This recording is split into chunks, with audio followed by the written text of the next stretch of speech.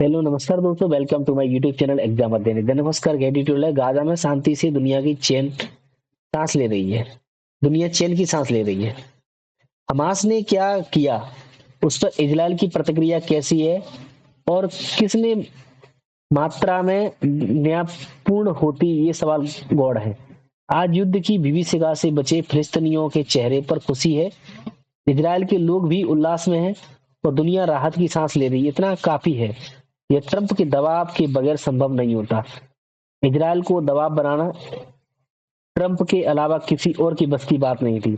20 सूत्री जो कार्यक्रम था, समझौता था, उसके मसौदे में 19वां बिंदु फलस्तीनियों को आने वाले समय में स्वशासन देने का वादा है, जिसे तेल अवीव ने मंजूरी में ही माना होगा। हमास भी आसानी से हथियार छोड़कर शांति की प्रक्रिया का हिस्सा बनेगा। यह कुछ हफ्ते पहले तक सोचना भी नामुमकिन था। पीएम मोदी ने ट्रंप और इजरायली पीएम को धन्यवाद देते हुए अनायास ही ऐतिहासिक नहीं बनाया है बताया। इसमें कोई दो राय नहीं कि ट्रंप ने इजरायली और यंग ईरानी जंग में भी दबंग मध्यस्थता की भूमिका न निभाई होती तो स्थिति अकल्पनीय होती थी। ट्रंप के कुछ प्रयासों को नए नजरिए से देखने की जरूरत है। रूस यूक्रेन युद्ध एक दूसरे को अस्तित्वहीन करने की जिद तक पहुंच गया है। अमेरिका दोनों को धमकी से लेकर पुचकारने तक सब कुछ कर रहा है। रूस को भी सोचना होगा कि इस जंग ने उसकी आर्थिक स्थिति को बर्बाद किया है। बहरहाल, अगर अमेरिका व्यापार में नरमी बरतता है तो मोदी ट्रंप भेंट संभव है। अगला एडिटोरियल बहुत ही शानदार रहने वाला है और ये किसी भी एग्जाम की दृष्टिकोण से आ, ये मुख्य परीक्षा के दृष्टिकोण से डायरेक्ट क्वेश्चन पूछे जाते हैं यहाँ पे कि चुनाव से पहले मुख्य सौगातें क्या नैतिक रूप से सही है। आजकल इसको रेवड़ी की परिभाषा दी जाती है कि मुफ्त की रेवड़ी। जैसे मध्य प्रदेश में लाडली लक्ष्मी योजना, लाडली बहना योजना, लक्ष्मी योजना नहीं बोलेंगे, बहुत ही साधारण योजना है, तो लक्ष्मी बहना योजना। ऐसे भी गुजरात में, सॉरी, बिहार में चुनाव होने वाला, वहां भी महिलाओं को 10,000 रुपए दिए जा रहे हैं। तो ये भी एक रेवड़ी, मुफ्त रेवड़ी ऐसी योजना है। तो आइए इसके बारे में देखते हैं। पवन की शर्मा पूर्व राज्यसभा सांसद और राजनयिक है। बिहार विधानसभा चुनाव का ऐलान 6 अक्टूबर को 3 चुनाव आयुक्तों ने एक प्रेस कॉन्फ्रेंस में किया। यह घोषणा पहले ही कर दी गई थी कि प्रेस कॉन्फ्रेंस 4 बजे होगी। इससे 1 घंटे पहले दोपहर 3 बजे बिहार में सत्तारूढ़ एनडीए ने मुख्यमंत्री महिला उद्यमी योजना के तहत 21 लाख महिलाओं के खाते में 21,000 करोड़ रुपया हस्तांतरित किए थे। क्या? 21 लाख महिलाओं के खाते में 21,000 करोड़ रुपया हस्तांतरित किए। हर महिला को 10,000 रुपया दिए गए। इससे पहले उसी दिन मुख्यमंत्री ने पटना मेट्रो के एक हिस्से का उद्घाटन भी किया था। आदर्श आचार संहिता लागू होने से ठीक पहले खुले हाथों से इतना पैसा बांटना क्या नैतिक तौर पर सही है? भले ही यह गैर कानूनी ना हो, लेकिन कानून की भावना के विरुद्ध अवश्य है। मुझसे पूछे तो यह खुलेआम रिश्वत बांटने जैसा है। अतीत में खुद प्रधानमंत्री जन कल्याण के नाम पर रेवड़ियां बांटने की प्रवृत्तियों की निंदा कर चुके हैं, लेकिन यहाँ उनकी खुद की डबल इंजन की सरकार ऐसा कर रही है। चुनाव स्वतंत्र होने ही नहीं बल्कि दिखने भी चाहिए। आजादी के बाद की शुरुआती दशकों में वोटिंग के दौरान हिंसा, बूथ कैप्चरिंग, बैलेट से छेड़छाड़ और सरकारी मशीनरी का दुरुपयोग आम बात थी। लेकिन 1990 से 96 तक मुख्य चुनाव आयुक्त रहे टीएन शेषन की कार्यकाल में महत्वपूर्ण बदलाव आया था। टीएन शेषन ने सरकारी मशीनरी के दुरुपयोग और शराब बांटने पर रोक लगाई थी। वोटर आईडी कार्ड लागू करने और चुनाव खर्च सीमित करने और संवेदनशील बूथों पर केंद्रीय बलों यानी बीएसएफ वगैरह इनकी तैनाती पर जोर दिया गया था। इससे बूथ कैप्चरिंग और वोटिंग के दिन होने वाली हत्याओं में कमी आई थी। पर्यवेक्षकों की तैनाती बेहतर हुई और चुनाव अधिक विश्वसनीय होने लगे थे। टीएन शेषन ने आदर्श आचार संहिता की सख्ती से पालन करने पर भी जोर दिया था। ये केंद्रीय निर्वाचन आयोग के द्वारा बनाए गए नियम या कायदे होते हैं, मतलब नियम कायदे होते हैं, और केंद्रीय आदर्श आचार संहिता के बारे में बात करें तो ये कानून तो नहीं है, लेकिन जन आकांक्षाओं, कानूनी समर्थन और नैतिकता की धारणा से ये पोषित होते हैं। आचार संहिता चुनाव कार्यक्रम की घोषणा से लेकर परिणाम घोषित होने तक प्रभावी रहती है। यह सरकारी मशीनरी के दुरुपयोग, मतदाताओं को प्रभावित कर सकने वाली किन्हीं भी नई परियोजनाओं, योजनाओं और सत्ताधारी दल व मंत्रियों द्वारा धन वितरण को प्रतिबंधित करती है। मतदाताओं को प्रभावित करने या प्रचार की शुरुआत प्रयास की शुरुआत पहले फील गुड का माहौल बनाने जैसे कदमों से यदि किसी का इरादा साफ तौर पर चुनावी फायदे लेने का दिख रहा है तो नैतिकता भी संदेह के दायरे में आ जाती है। आचार संहिता की तारीख के आसपास तो ऐसा हो तो बहुत संभावना है कि इन मुफ्त की सौगातों की नीति के बजाय प्रलोभन गुना माना जाएगा। राजनीतिक निष्पक्षता के समान अवसर जरूरी हैं। राजनीतिक निष्पक्षता के समान अवसर जरूरी है, लेकिन चुनावों में स्वाभाविक तौर पर सत्तारूढ़ पार्टी फायदे में होती है। उसके हाथ में सरकारी तंत्र, विजिबिलिटी और संसाधन होते हैं।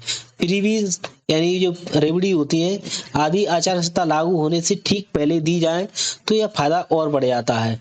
वहीं इसका जवाब देने के लिए विपक्षी दलों को समान अवसर नहीं मिल पाता है। मतदाता तर्कसंगत चयन के बजाय उम्मीदवारों की संरक्षणवादी राजनीति में फंस जाते हैं। जनता के पैसे का इस्तेमाल सियासी लाभ के लिए नहीं बल्कि लोगों की भलाई के लिए होना चाहिए। कई योजना वोट खरीदने की मंशा से खासतौर पर अंतिम समय में घोषित की जाए तो यह सिद्धांत कमजोर होता है कि शासन सभी के लिए होना चाहिए, महज उन लोगों के लिए नहीं जो सत्ताधारी दल को वोट देते हैं या दे सकते हैं। इसके अलावा अब यह धारणा भी बन गई है कि ऐसी मुफ्त की सौगातें स्वशासन के लिए आवश्यक हैं। यह शासन में गंभीर कमजोरी का संकेत, वरना सरकारों को अंत समय में ऐसे प्रलोभनों का सहारा क्यों लेना पड़े। ऐसी परंपरा जब आम हो जाती है, ये चुनावी भ्रष्टाचार को निचले स्तर तक ले आती है। कभी अनुचित समझी जाने वाली चीज आज सामान्य मान ली जाए तो इससे लोकतांत्रिक संस्कृति को नुकसान होता है। निष्कर्ष यही है कि चुनाव आचार संहिता लागू होने से ठीक पहले मुफ्त की सौगातें बांटना नैतिक रूप से निंदनीय है। इससे ऐसा लगता है कि जैसे कल्याण की धारणा को सरकार के दायित्व के स्थान पर चुनावी हथकंडे के तौर पर इस्तेमाल किया जा रहा है। असल लोकतंत्र कानून में नहीं बल्कि उन मापदंडों में होता है जिन्हें हम वैधानिक और निष्पक्ष मानते हैं। सौभाग्य से वोटर अब सियासी चालबाजी ज्यादा ध्यान नहीं देते हैं। अक्सर वो तो पैसा तो ले लेते हैं लेकिन वोट उसी को देते हैं जो उन्हें बेहतर लगता है। अगला दैनिक जागरण का एटीट्यूड है, बड़ा खतरा है घुसपैठ। देखो, दैनिक जागरण की ओर से आयोजित नरेंद्र मोहन स्मृति व्याख्यान और साहित्य सृजन सम्मान के अवसर पर केंद्रीय गृह मंत्री अमित शाह ने घुसपैठ के कारणों पर प्रकाश डालते हुए जो विचार व्यक्त किए हैं उनसे यही पता चलता है कि पाकिस्तान, बांग्लादेश आदि से होने वाली घुसपैठ क्यों गंभीर समस्या बनी हुई है। उन्होंने तो यह तो स्वीकार किया कि सीमाओं की सुरक्षा केंद्र सरकार की जिम्मेदारी है, इस नाते घुसपैठ रोकना उनका दायित्व है। लेकिन इसी के साथ यह भी प्रश्न किया, आखिर घुसपैठिए जाते कहाँ हैं, उन्हें शरण कौन देता है। उन्होंने स्पष्ट किया कि सीमा पर दुर्गम स्थलों के कारण घुसपैठ होती रहती है, लेकिन घुसपैठियां सीमावर्ती क्षेत्रों में ही इसलिए अपना ठिकाना बना लेते हैं क्योंकि उन्हें वहां शरण मिलती है। इतना ही नहीं, उनके लिए फर्जी पहचान पत्र बनाने का भी काम किया जाता है। यह एक ऐसी सच्चाई और जिससे कोई इनकार भी नहीं कर सकता है। आखिर यह किसी से छुपा नहीं है कि पश्चिम बंगाल में किस तरह बड़ी संख्या में घुसपैठियां राशन कार्ड, मतदाता पहचान पत्र में आधार कार्ड बनवा लेते हैं। यह संभव नहीं है कि राज्यों का शासन इससे अनभिज्ञ हो। यह चिंताजनक है कि कुछ राज्य सरकारें घुसपैठियों को वोट बैंक के रूप में भी देखती हैं। यही कारण है कि बंगाल के सीमावर्ती इलाकों में किसी थाने में घुसपैठियों के खिलाफ कोई शिकायत दर्ज नहीं होती है। घुसपैठियों को वोट बैंक के रूप में देखना, उन्हें शरण देना और देश की सुरक्षा के साथ जानबूझकर किया जाने वाला खिलवाड़ है। घुसपैठियां शरणार्थी नहीं होते हैं, दोनों में अंतर। घुसपैठियां शरणार्थी नहीं है, घुसपैठिया शरणार्थी नहीं है, दोनों में अंतर किया जाना चाहिए। अब यह स्पष्ट है कि कुछ सारे राज्य सरकार घुसपैठिया रोकने को लेकर गंभीर नहीं है, उल्टे जब कभी घुसपैठियों को निकालने के लिए प्रयत्न होते हैं तो उनके खिलाफ खड़ी हो जाती है। इस सच से मुंह नहीं मोड़ा जाना चाहिए। बंगाल और झारखंड के साथ साथ पूर्वोत्तर के कई राज्यों में वोट बैंक की संकीर्ण राजनीति के कारण ही घुसपैठियों की संख्या बढ़ गई है। कई सीमावर्ती इलाके में उन्होंने न केवल सामाजिक ताने बाने को बदल दिया है, बल्कि कुछ निर्वाचन क्षेत्रों में चुनाव परिणाम प्रभावित करने की स्थिति में आ गए हैं। यह स्थिति लोकतंत्र के लिए खतरे की घंटी है। इस घंटी को सभी राजनीतिक दलों को दलगत हित से ऊपर उठकर सुनना चाहिए। यह दुर्भाग्यपूर्ण है कि जब घुसपैठियों को रोकने के मामले में जब राजनीति आम सहमति दिखनी चाहिए, उसके साथ साथ मतदाता सूचियों की पुनरीक्षण, चुनाव आयोग की प्रक्रिया का भी विरोध किया जाता है। ऐसे में यह जरूरी और है कि देश भर में मतदाता सूचियों का विशेष गहन पुनरीक्षण प्राथमिकता के आधार पर किया जाए। अगला हिंदुस्तान का एक एडिटोरियल है, शांति का नोबेल।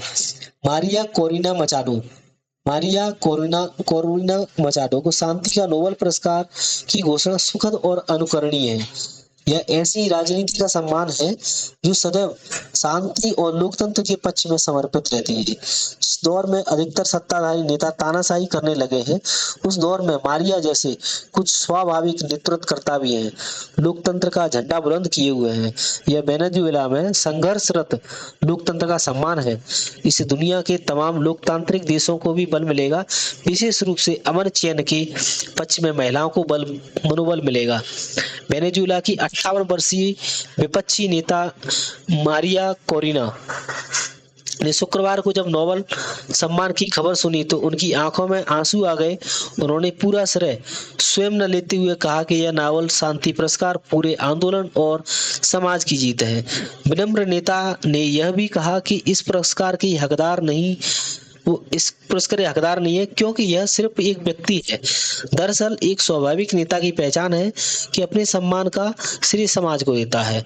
दूसरी ओर नोबेल के लिए जिस तरह से अमेरिका के राष्ट्रपति लालायत थे, उससे पता चलता है कि यह कैसे नेताओं का दौर है कि अमेरिका के राष्ट्रपति खुलकर मांग रहे थे कि उन्हें शांति का नोबेल पुरस्कार मिलना चाहिए, क्योंकि उन्होंने बीते महीनों में कथित रूप से करीब 7 युद्ध समाप्त कराए हैं। यह भी दर्ज करने लायक पहलू है कि ट्रंप के समर्थक ने नोबेल न मिलने पर नाराजगी भी इजहार किया होगा। व्हाइट हाउस ने अपनी आधिकारिक प्रतिक्रिया में यहां तक कहा कि नोबेल समिति ने शांति पर राजनीति को प्राथमिकता दी है, शांति पर राजनीति को प्राथमिकता दी है। नोबेल की घोषणा से ठीक पहले इजरायल और हमास के बीच युद्ध विराम और एक संभावित शांति समझौते के साथ इन अटकलों को बल मिला था। ट्रंप को नोबेल मिल सकता है। रूस, Israel, Pakistan, Azerbaijan, Armenia, Thailand, Cambodia सहित कई देशों ने ट्रंप का पक्ष लिया था। खुद ट्रंप भी हर संभव जगह संपर्क साधते हुए नोबेल पाना चाहते थे। नोबेल समिति के निर्णय ने तमाम प्रयासों पर पानी फेर दिया। ध्यान रहे कि वर्ष 338 नामांकन प्राप्त हुए थे इस वर्ष में, जिनमें से 240 व्यक्ति और 94 संगठन शामिल थे। यह बहुत अच्छी बात है कि दुनिया में इतने लोग और संगठन शांति प्रवास में लगे हुए हैं। 338 नामांकन में 244 व्यक्ति और 94 संगठन, उनके प्रयासों में कमी नहीं आना चाहिए। ट्रंप के प्रयासों में भी तेजी आनी चाहिए और जरूरी ईमानदार भी, विशेषकर उन्हें यह सोचना चाहिए कि पाकिस्तान जैसे आतंकी पोषक देश की निगाह में शांति दूत होना वास्तव में खुद को धोखा देने के समान है। बहरहाल मारिया कोरिना को मिला सम्मान मात्र सांकेतिक नहीं रहना चाहिए। अपने देश में लोकतंत्र को मजबूत करने की उनकी यात्रा नहीं थमनी चाहिए। हमने अतीत में देखा है कि अनेक सम्मानित हस्तियां उम्मीदों पर खरीद नहीं उतरी है।